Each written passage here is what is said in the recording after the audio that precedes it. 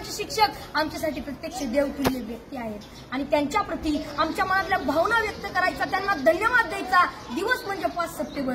चिखलाच्या गोळ्याला आकार द्यावा लागतो, सोन्याला सुद्धा भट्टीत तापावं लागतं, दगडापासून जर मूर्ती घडवायची असेल तर त्याला सुद्धा टाकेचे गाव सोसावे लागतात. आणि तसंच जर मनुष्य नावाच्या प्राण्याला सुसंस्कारी माणूस घडवायचा असेल ना, बनवायचा असेल ना, तर त्यासाठी शिक्षण आणि शिक्षक दोन्ही गरजेचे असतात, तेव्हाच सुसंस्कारी माणूस तयार होतो.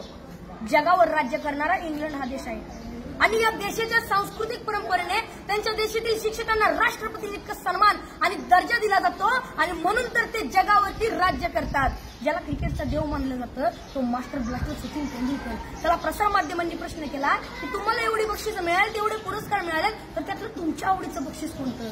तेव्हा सचिन तेंडुलकरने सुंदर उत्तर दिलं. ते म्हणाले, मला एवढी बक्षीस मिळाली, मला एवढे पुरस्कार मिळाले, अहो एवढेच काय, मला सर्वोच्च पुरस्कार भारत रत्न मिळालाय, पण त्यातलं माझ्या आवडीचं बक्षीस कोणतं असेल ना, तर ते म्हणजे मला माझ्या आचरेकर सरांनी दिलेली शाबासकीची थाप. ते जेव्हा म्हणतात ना शाबास सचिन, तेव्हा त्यांची ही शाबासकी मला भारत रत्नापेक्षा सुद्धा मोठी आहे. जी जी माणसं आपल्या जीवनात मोठी झाली त्यांनी आपल्या आयुष्यातील मोठेपणाचं यशच श्रेय आपल्या शिक्षकांना दिलंय.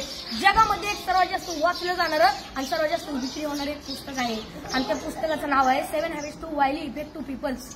यशस्वी लोकांच्या 7 सवयी. आणि हे पुस्तक लिहित असताना ते लेखकाने जवळजवळ 3000 पेक्षा जास्त यशस्वी आणि सर्व क्षेत्रातील लोकांच्या मुलाखती घेतल्या होत्या.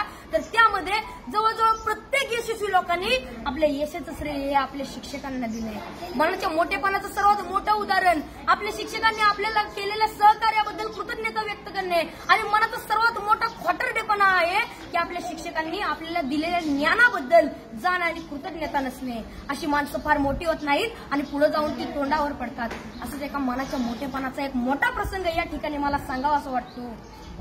एकदा डॉक्टर बाबासाहेब आंबेडकर इंग्लंडवरून भारतात येत होते. ही बातमी त्यांच्या कार्यकर्त्यांना, त्यांच्या आयोजकांना समजली. त्यांचे कार्यकर्ते बाबासाहेबांच्या विमानाची वाट बघत विमानतळावरती थांबले. बाबासाहेबांचं विमान 2-3 तास लेट होणार होतं, पण तरी सुद्धा त्यांचे कार्यकर्ते त्यांच्या स्वागतासाठी त्यांची विमानतळावर 2-3 तास वाट बघत थांबले आणि 2-3 तासानं बाबासाहेबांचं विमान विमानतळावरती लँड झालं. बाबासाहेब खाली उतरले. बाबासाहेबांचे सर्व कार्यकर्ते बाबासाहेबांच्या दिशेने पळत सुटले. ढोल ताशे वाजू लागले. बाबासाहेबांच्या घोषणांनी आकाश दुमदुमून गेलं. बाबासाहेब आप आगे बढ़ो, हम तुम्हारे साथ है, बाबासाहेबांचा विजय असो अशा घोषणा देत होते. कोण बाबासाहेबांच्या पायात पडत होतं तर कोण त्यांना हार घालत होतं. बाबासाहेबांची नजर समोर गेली तर समोर बसलेला एक म्हातारा माणूस मात्र बाबासाहेबांचा हा कौतुक सोहळा अतिशय प्रेमाने पाहत होता.